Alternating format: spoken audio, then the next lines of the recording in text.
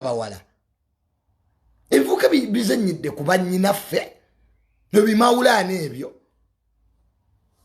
ani abakuzaalamu ojja kubalabirira ku kifuba ku pisto obolooza ono comedy. You don't have a proper job. Look at me, I'm a technocrat. I own land. I don't have a kid. Sina mwana. Rich as I am. Bugaga bwenina, I don't have a kid. Nino kupulaninga. Ndio mwana ngegala muzalire Canada. Nga n'omukyala ategerekeka. Maulana oli munaku. Kati tufunye omukazi naye munaku. Kati mwekonge. Mweyonke. Kati ate muzadde. Kati deni mwagala tudde wano mbubambi tewali byabambi wano. Kwata abaana bo balabirire. Baserebu mwino omuzogo. Nozale nakawuka, nozale empiji, nozale kanungu, nozala wa, nodda ku TV, nofuna ebisiru ebikuwagira. Abasajja, buli musajja kijja mutuka not me. Not me. Your stupidity cannot be our emergency. That's wrong. Purely wrong. Abana babo balabirire amasanga tegalemererwa bagamba enjovu yetika amasanga gayo. Wano waliyo womerwa Maulana nga tetwajja. Mutaba fumbo mwine ekintu ekyo manyi kyemuzannye ennaku zino. Bwe muba muli mu buliri. Ngugamba yes dad. Push it harder. You don't invite the public. Then bwe mumala okwezala then you come to the public. Buli omu yeeyogerako birungi. Parents, you have a responsibility to take care of your kid. Temujjanga mutwasamira tulina ebizibu ebitumala. Feba planned kid kaliza tatange yanzala simulumya mutwe. He educated me. He gave me capital mulumya omutwe. My dad yakanza alukuke Mirundi emeka. My dad yakanza alukuka guno mulundi gwa 11 bwanza alukuka bwanzala. Hoshigide ekintu ekyo. Ninga feba planned kid bwetyo bwetuli. We disagree with our parents. Remember dad will not do that. Kwa nze myamwe planned kid. Mwomba mwakulira mu bunaku nga bazadde bamwe babakuba sibayagenda oleeta oluso simanya saawe nze sirima. Nze I've never grown up mbunga tugenda nga tulima. Nze simanyi nnaku. So tudda unotaliko kumanyira mbujuni yafe twakulira mu nnaku olinga amazi nze yajiba weewammwe. Abana ku mani banigwe mwine ekitu kye mu buildinga you tell us your background kati tutya nnyo. Everybody has challenges. As we grew up in organized homes. Fe twakulira mu Benz twakulira papa mu Benz. At school we did like anything. Kati twete. You make us victims because we are living a certain life you cannot afford. Please, not me. Bujuni ya tomanyi na kusijimanyi. Nze nali suzeeke njala. Is there a day when I have slept angry? Kati mbusuze njala. And when I don't have money, I call my family that I need money here. If I don't call my brother Ham, I call my brother Yasin. If they are not picking, ngankubira ko jansereko. Ngaona le bampua. I need money. Bwezibate zili ngankuba ku ministry. I write recognition to the permanent secretary. Kati awo netirewa. How can I kill myself? That because people are suffering, I should suffer. This is not communal punishment. Poverty is not a communal punishment. Please. Please. This is not a communal punishment. Don't joke with me. Never no community to chemutandi so kuzimba. It's a simple say. Hey, say chuka. Nyoko bwe yafempa na mangate ya chuka. Abali kubijabye wa mwenze ya batasoka enchokere. Am I related to your poverty in your family? That's why I should the world should change on me. Nze sina pisa te sina chenze taza. Nze sikula mu kigo, siri munadini. Banadini be bayine pisa bakitaffe mu Katonda. Bikira Maria nyabo emirembe ne waffe mu Bakatoliki. era nze sister tayinza kumanyira ne stamoa nze waliwe twali tugenda mu taxi ngejjudde sister najja nga ndi mu katuliki amwe catholic namugamba sister linde endala kugamba nze nve mu kifo kyange mbu sister atuule era mugambirawo sister woman of God wait for the other car nga nyina nkola ebirala ne mani African society enemanyira mbove mu kifo kyo mbu omunaddiini atuule nze son of Mirundi era ndikuba ninga ati sister nkulabye nenkuba akabonero ninga sister woman of God katonda abeere nawe nesijja kuvaawo nze twa ne mikolo waliwa kati eje mikolo mbu ne bakujja mu kifo mbu omukulu atuule like Linda nsobola kugenda ku mikolo nojja nozijja mu kifo kyange because there is somebody important to us nze siri important tujogeddwa Abannayuganda tujogeddwa nzire nino ebyekisina ebyenyenze nejjamu ebyo nze mbuuza Johnny ambu I greet you obo budde seboyina if you can't greet me it's okay ya mamange yali luli abingamba kale bambuulirira these days some of my family members I respect bambuulirira kati nefunamu kumpisa ne nsabira awe dua begayirire Allah nziremu kumpisa kati okay my dad ye yaleta abansabire dua nange sali mubi nagenda mbu tusabire omwana ono omuzimu gw'obutaba nampisa Junior gumuggweko nga mutima gwange ngamba leero bano many there is a way family can be on you after all I'm the hair nze musikaso I know why they on me manyi kati family wobanga gwe musika your father is evil on you okitegeera nenzira sibyagala the other day now my dad gave me a house yampadde nyumba mwagirabi nagamba bwene nyumba njiwadde Junior ba planned kid bwe tubeera batuwa mayumba so my dad told me you know eye nyumba yo mu kyalo njikuwadde then deep inside my heart I was like okay kati dad ni ampadde ne nyumba yo mu kyalo really because mu kyalo twine nyumba nyingi kati they gave me one of them kati mbu yange kati eriye mabega wali ettaka dene kati dad ne mugamba dad kale wadde ompadde nyumba yo but I'm still annoyed kale yajipadde just mbombo musonyiwe you know abazadde abali rich tasobola kugamba mbu amusole agulira iPhone they buy cars ba planned kids bino mubimanyi omuzadde omugagga tagamba abaana be nti amusole abatwala Dubai shikira kati me they gave me a house kati I'm there ndoza kyenyendo okukoleramu so bwet tumune ba planned kids betubeera kati mwe abamwe babakuba mbu babatwala kwero sine babako banange abazadde abanaku banange mukama nkwebaza okumponya abazadde abanaku omuzadde omunaku ayinza okukuba emiggo nenge ekikubya si musango gwokoze naye ayina ebizibu bye so mune byaba planned kids so my dad gave me a house I really want to develop there and I'm going to develop there because that's the plan I have to develop that house nga bwemba nyeze mu kyalo ntekeyo solar omanyi mune amazzi g'ekyalo gankola bubi like skin yange because here nina saluni wano so ka skin kyobalanga kanyirira siganya nfufu kunyendako because bwemve waka nga nyingire motoka nga ntekamu AC when I reach office nga ntekamu AC that's how I look like this kati mwe mwine embalabe you people you have pimples pimples zizerwa kuba musula bubi tubula mwine embalabe ebisuka byosulako byaguba tokyusa masuka olususulo irritatinga okigira you don't change bed sheet ne quality yesuka kwosula musula ku polythene buno busoka ennyumba wekwata omuliro nga bukwocha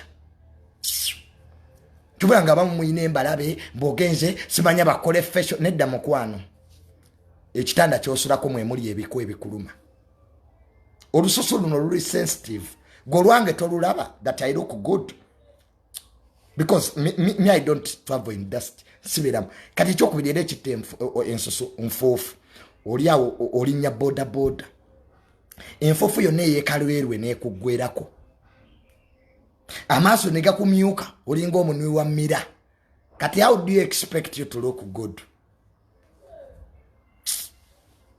kola nnyo sente just look for money muve mu byokolima tebijja bayamba mubeerawo okulime okuba emmiro olinga enkoko empanga mukwano biveemu go look for money go and get money kale enkuba yiina etonnya enkuba esooka ekugwereko nennika otuuke ku mulimu nga nnika yonna etobye how do you live that life really you work hard musabe nnyo ate nga bwe mukolaki so I want to end this program from here Junior oli planned kid yes I'm a planned kid Junior nga tonnagenda tubuulireko katini kubiri ya Congo okay in 5 minutes olutalo lukyagenda maaso mu Eastern Congo sadaka oba amawanga ga Southern Africa nga gakulembeddwa South Africa gayungula dda nga gatiddwako Tanzania gayungula dda mu Eastern Congo okuba M23 remember waliwo ebiyitingana allegedly baga nti eggwanga lya Rwanda allegedly byambu mbu lyeri supportinga M23 reports ezenjawulo zivuddeyo n'Abamerika babyogera dambo Rwanda mbu ye supportinga M23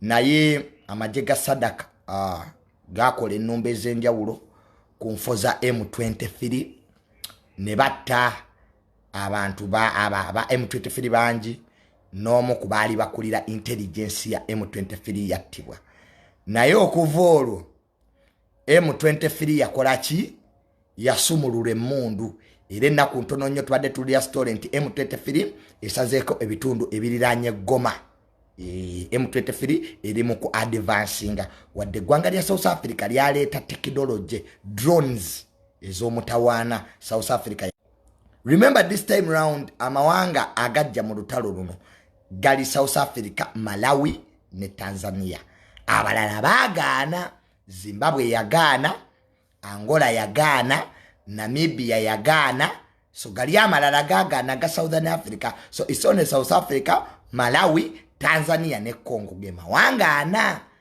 agayungula this time mu sadaka but remember chikontana ne East African Community Resolution because the former president wa Kenya Uhuru Kenyatta ye yali mu nteeseganya wakati wa M23 ne eggwanga lya Congo because ne M23 ina reasons entuufu when you look at them wowuliriza President Kagame byayogera M23 they have also points entuufu because babadde mu Congo ebbanga ddene you can't tell them to go back to Rwanda because mbukuba abatusi ng'ate afuga Rwanda naye mutuusi so now they are Congolese bakongo kati ate Congo erabika kyetayagala kukkiriza yeegamba bano baddeyo kati awe wali obuzibu ate ne Rwanda naye yeegamba tebadda kati ate ne Rwanda erabika nayo neega nti okay naffe ke tubawe beerwaneko so there is a lot of politics I think angles nyingi zoyinza okuyitamu okutegeera obuzibu buno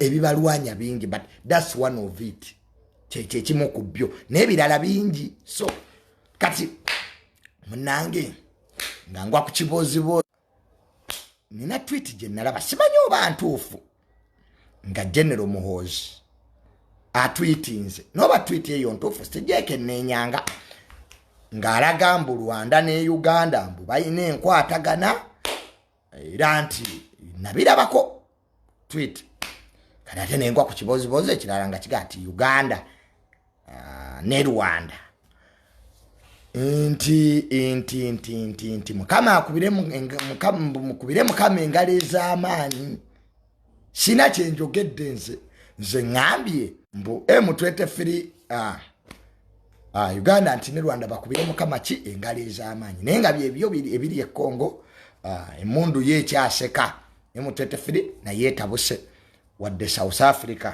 olutalo yalukola ki yaluyingiramu abalala balutya aba Southern Africa kati waliyo Tanzania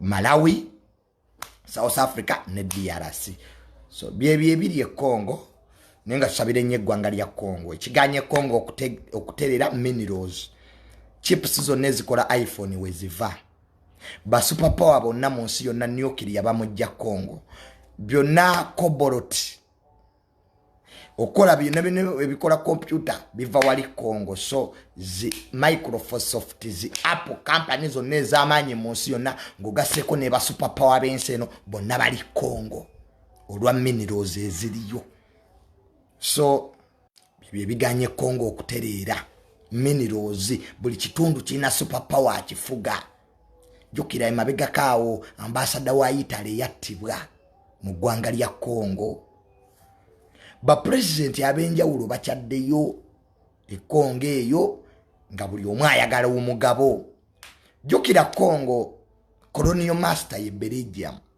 Belgium ye yacolonizing eggwanga lya Congo kati amawanga agamu gayina ekirowoozo kutulamu Congo bagikolemu amawanga amalala amawanga agamu gagamba nti okutereeza Congo nene nnyo eyina ebibira bingi so tugikutulemu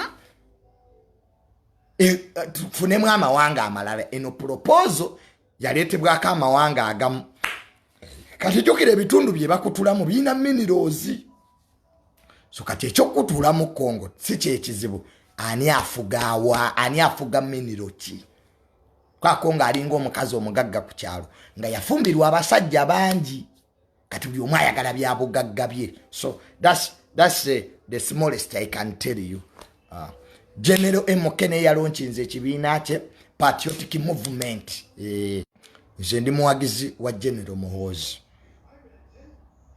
abantu bankolako lipooti embi mbo Junior bonwanisa interest za General Muhoozi sirwanisa interest za General Muhoozi nwanisa abamu ba opportunist abali mu kibiina kya General Muhoozi linda mukatono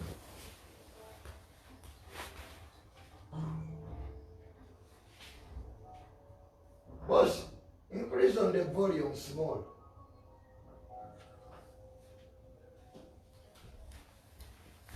Ochitegera so njagala babulira I'm a supporter of General Muhoozi. I love General Muhoozi. One is a son of a president. General Muhoozi is a son of a sitting president. That's one. Two, he has served in the military for 28 years. General Muhoozi abadde maje emyaka 28. I appreciate that. Niwemba sibadde simuwagira. Three, General MK bwaba ayagala bwa president, I will support him. Bwaba ze kutukwatira kugabbigana. Agabbi ezengudu. Agalidde ez'amalwaliro. We are with him. I want to tell you I'm a supporter of General MK. Ekyo kyonna kiriko kubuuza. And I will remain a loyal supporter. But I support only General Muhoozi. I don't support other people. Bwoba oli MK project thinking that Junior nja kwogerera that's a lie. Nze njagala mu General Muhoozi yekka.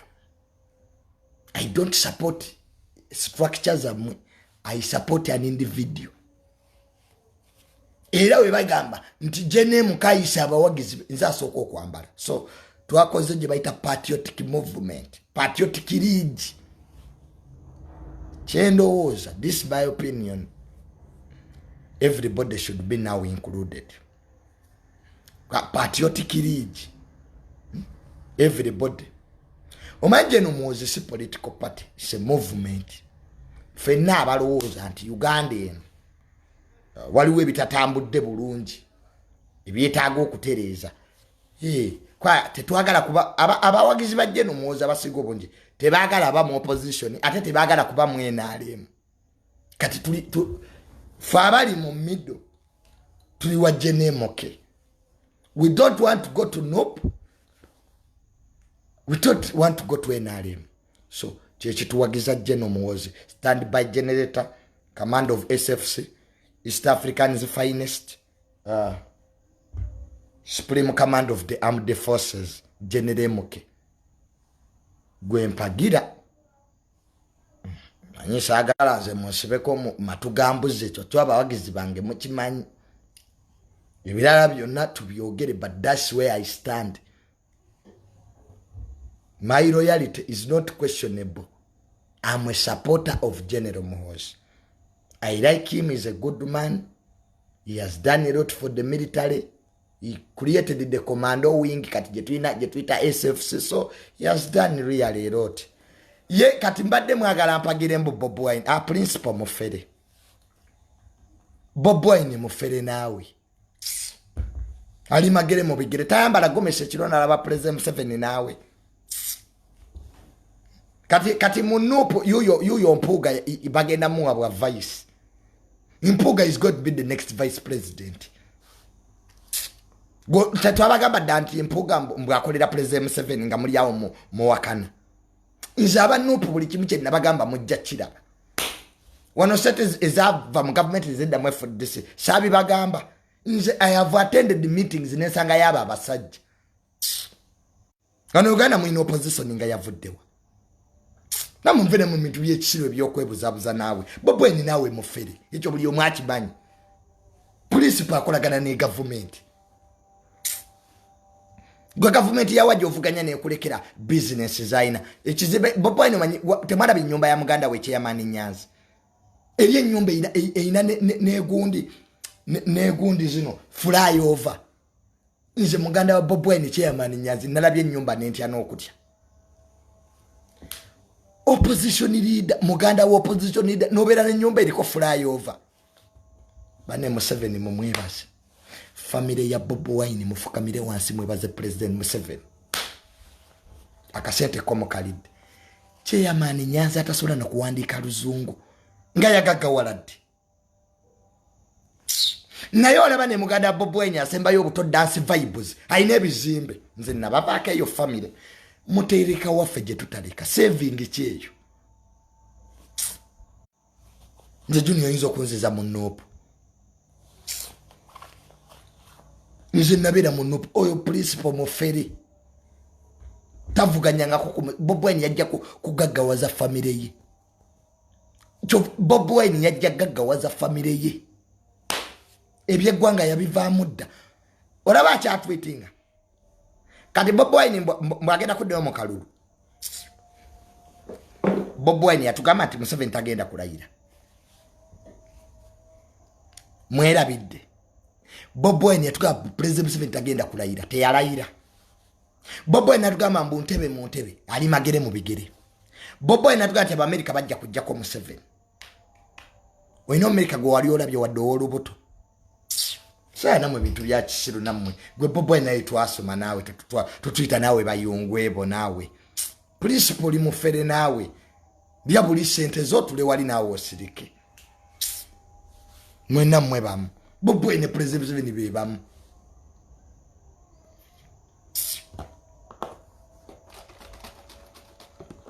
Mutabani we Solomon ali mu America.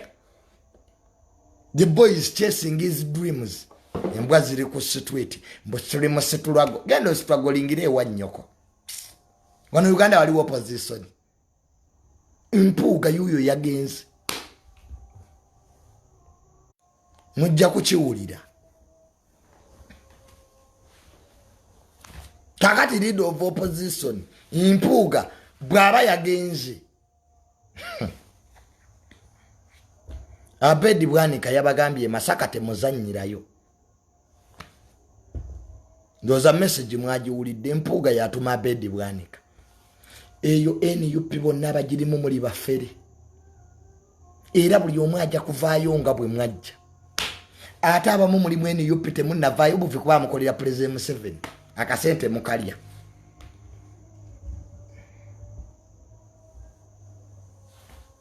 Wano mwenna basinga obungi mu NUP. Mukolera government. Nze ndali oyo Bob Wine yatuzanga ali mu butina nimba. nzijewe magere ne tunwa chai nangambwe ayina aba America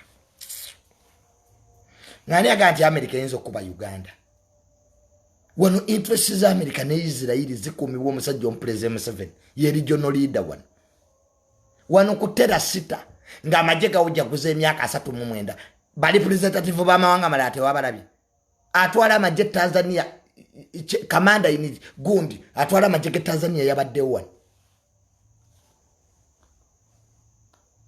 Rwanda yawereza chief of staff Kenya yabadde one Ethiopia yabadde one Djibouti yabadde one nga majega jakuza emyaka 3 musibanya mu Mecca. Other armies were here being represented. Think that's a joke. Museveni tagenda kuva ku ntebe ekyo kyonki babuulira. Prepare for state funeral. Ono nkibabuulidde. Era mwawadde basubira mbu state handover. Mbu President Museveni mbu ajja kuyimirira ekkololombo abawo obuyinza. Ayima. Mbu President Museveni will stand in and hand over power to you. Mbu obuyinza abuwe Bobi Wine. Nemwe some of them mentally sick. Chik oliaga nti go solo kwate ebyobugagga byo byokoleredde. Nobi mma abaana bo, mbunobi wo ku mulirwano obaka ekikyamu. Nze sirabanga ko dame ligamba mbu ebyobugagga byange mbirekedde wo ku mulirwano. Kakati General Muhoozi yazimba SFC ejjeri ku makitaawe. Ne balitendeka obukodyo babo batendekerwa Israeli mbu bajje bakuume Bobi Wine. You are mentally sick. Akati mwe basiru mwe nze Junior siri musiru mwe musigale mu byasitulaga ebyo ebyokwerimba nze nabivaamu. Omuzungu agamba if you can't defeat them join them.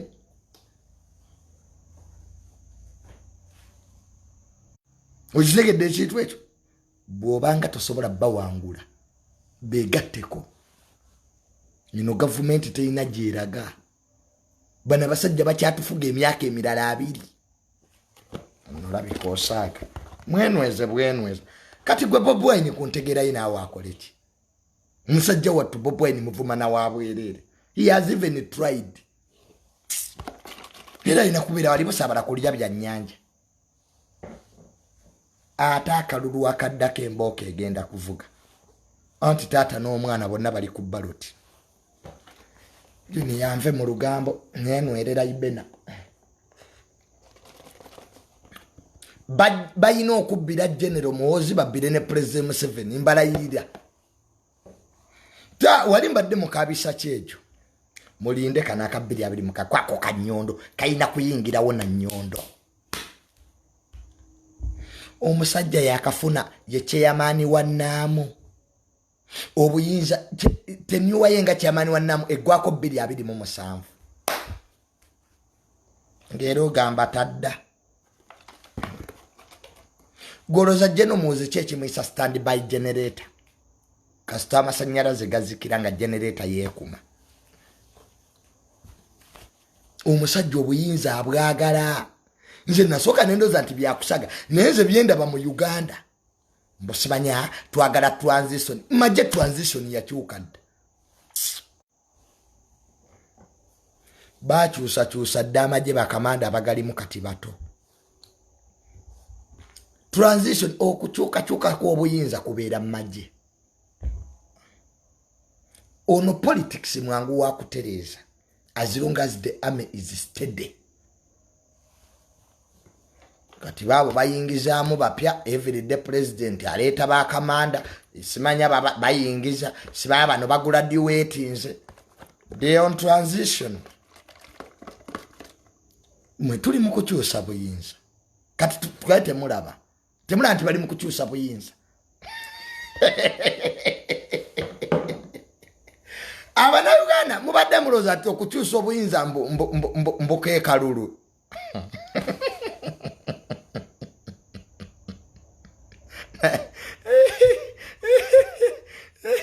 Mulindem mubadde muloza ati okukyusa obuyinza. Okukyusa obuyinza kuba maje. It's the army that changes power. Civilians don't change power. Amaje kakubulire. buli omu anasobola okuba prime minister, buli omu asobola okuba minister, but not everybody can be a general. Naye kyenjogedde kyo mukitegedde oba muli wano mutunula butunuzi. Nze munena bitegeera. So when I assist, I joined them. Nze bankuba emiggo mu kalulu. Ne bankuba amannyo katono bagajje nze sijja kubwa. Nze Junior nsobola okunkyakubwa.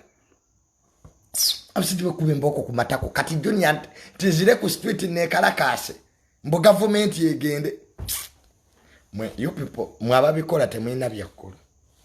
Bajja kukuba bamale bakutwale n'emukomera.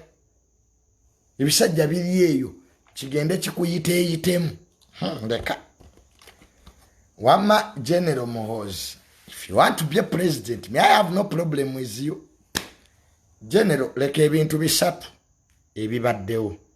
General Muhoozi, if you want to be a president, but please, 3 things are supposed to amaloji galekewo n'amabaala. Leave lodges and bars open. Fabana Uganda byetwagala. Ne bwe tunayogera enguudo, ne bwe tunayogera amalwaliro tebitukwatako. Nze I can only go to the bush to fight this government nga amaloji n'amabaala gaggaddwa. But if bars are still open, nga abantu munu okuva ku makya paka obudde we bucha. Nga amaloji magule obwa bamalaya babeera okuva ku makya paka obudde we bucha. Government mbanje agazaaki. Why do I wage on this government? Febietago byaffe bitono, some of us. Kasita bibeerawo after all nuga kati mfachi. So we want to congratulate Jenemuke for his new party, the Patriotic League, and the General, for us, we are willing, sir, to continue working with you. Thank you for the sacrifice you have really done for Ugandans. General Muke, we love you so much. Era banagamba nti Junior sebawagira. Junior mnene asigala kuwagira. Bajja kana nadduli abaleeta olugezigezi. They are in graveyards. Manyi mu Uganda eno teweegeziwaza. Abagezi tebawangaala. Wano mutabani wa Nadduli mwamuwaganga. Jakana, Eroya, that boy. Makama omwoyo gwagulamuze kisa. Wano Isima n'abeerawo naye ne mumuwaga jajja good. Jajja boligwa we tuligwa. Kati me nga Junior yasigalawo. Ka Junior nze yasigalawo kaye yadduka. As the only remaining original social media judge, I should do things differently. Our man, General, our man, ani abagamba. Abana ba General mubasobola. Hey, musobola bali aba mu kyalo. Ani abagamba. Hey, abana ba Muhoozi mubasobola. Musobola bali abo mu kyalo. Abambala empale z'ebikoyi. Ani abagamba.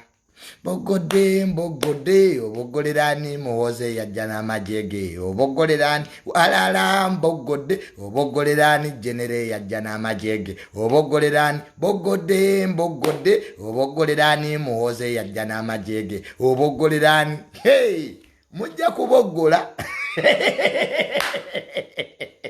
Naye obogolerani. Obogolerani General yajja n'amajege. Obe SFC yo. Fe munnange. Ebyo obufuzi twabivaamu. Nze retired politics. ndya sente zange nsobulenda va mu byobufuzi nasigala kweyimbira mboggodde oboggolerani genere yajja n'amajege oboggolerani gwegamba ŋŋaanyi gwegamba ŋŋaanyi ojja kukkiriza ate nga walayiyamu ng'ojja kukkiriza otegere nti akusinga kubisa ne gw'okutte ggwe otegere nti ensi eyina bannyiniyo ffe tuyitamu mpite ebeerera wange kale naye mwagala kuŋŋamba mbu sabula juniya tuleke munnange tuleke era abaagala obuyinza mbasaasidde mpozi ngulagala bwemupi nabwa pulezidenti nga General Muhoozi wali ne taata we Museveni the father, General Muhoozi the son, General Sale the Holy Spirit nga bakyaliwo.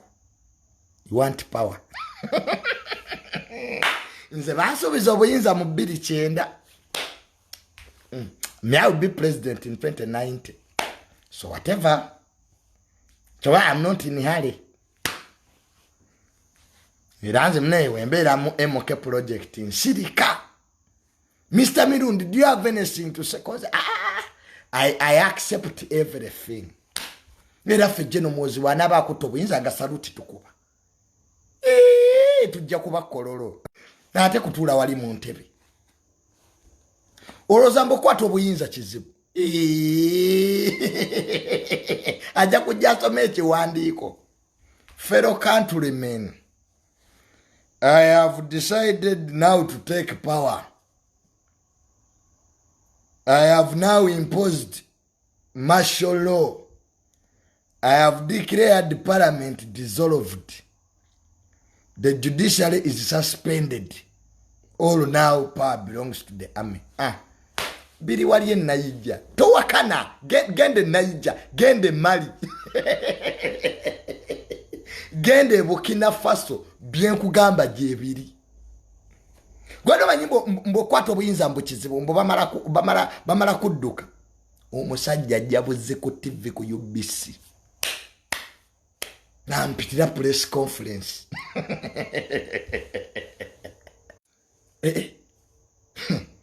Ngolo jene muke kyambalo kya kyambadde bwati.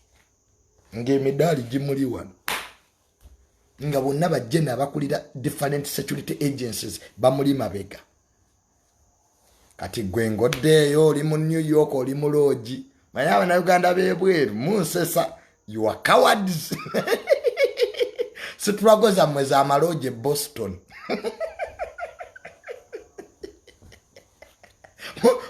Mubera Boston maloje nga tetujja bikkiriza bagambo gy'obyogerere wano toyagala.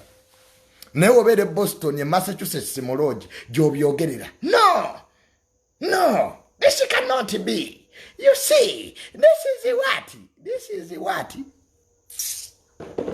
Jango bibagambire wano. Abantu bebweru muve Entebbe ne muyita ku State House ngate mu kyamawo nje lumbuye kojo musiru Patricia Seungu.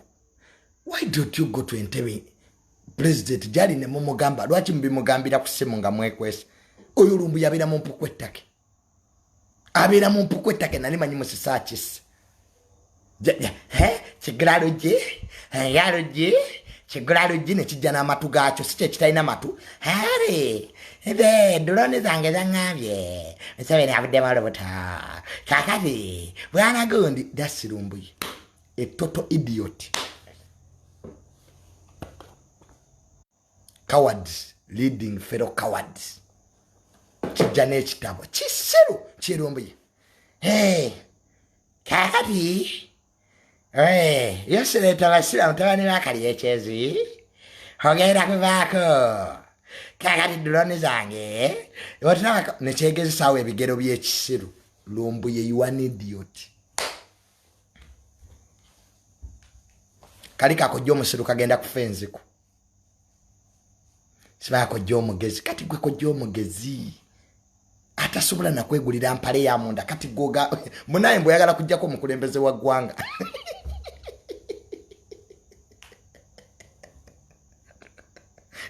kojja omugezi kojja omusiru tosaana kwegulira mpale ya oli Ireland tosa buneko jjo omugezi naye awendowooza ne bamaliriza na guno omuguya Patricia Sewungu muganda Honorable Sewungu ali wanali mukulya sente atula kakiiko ka education ka Patricia mbali UK. Those are all idiots. Obuyinza tebuli New York. Power is not in Paris. Power is not in Dubai. Power ya Uganda eri mu Uganda. Njawo peyo president omu eyali alanidde New York. Civil eyaleta Museveni yali mu New York. Get to be like idiots. America we baba bagala okujjako president wabwe Biden bekalakasiza mu Uganda. Are you stupid? Nemu so omuntu ali bweru amaze emyaka 10 mbushiza na American. Ninga mental capacity, mental reasoning is stupid.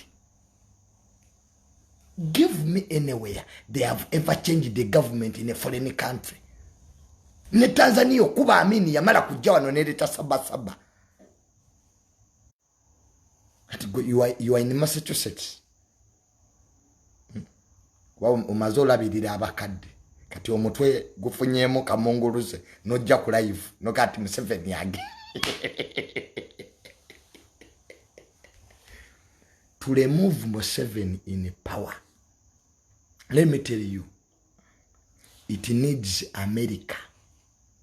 Okola nga bwe bakola Gaddafi. Chebaita a military aggression. Gwe bwolaba ng'ennyonyi za America nga zizze zi F-16, zi F-35. Funa woli onwe kyayi. Naye the moment bw'oba okyalowooza bya bululu. Kati kankubulire wano tewali na neighboring country. Tewaliwo naseeta etwolodde esobola na kumujjako ku maanyi g'ayina kati. The man is powerful. President Museveni agenda mu nsi endala ne bamuteerawo red carpet n'alekitalinga abakulembeze basanzeeyo.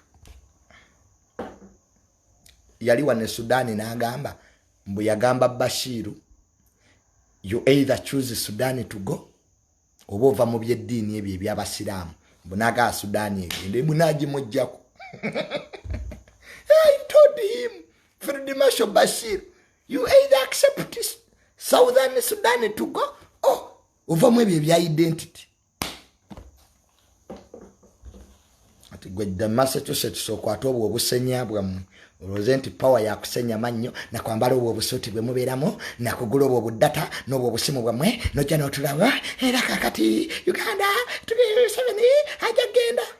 You are in a total idiotic stage of life. The reality. The realism. Vamu idealism.